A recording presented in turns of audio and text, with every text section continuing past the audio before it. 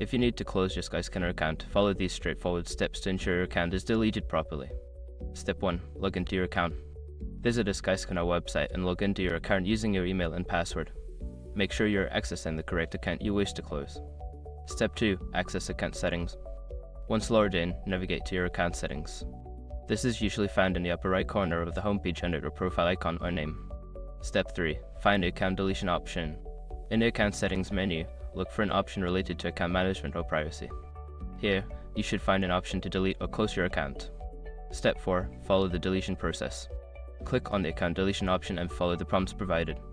You may be asked to confirm your decision and provide a reason for closing your account. Step 5. Confirm account closure. After completing the necessary steps, you will receive a confirmation message indicating that your account has been successfully closed. Make sure to check your email for any final confirmation from Skyscanner. Thank you for following these steps. If you have any further questions or need assistance, consider reaching out to Skyscanner's customer support.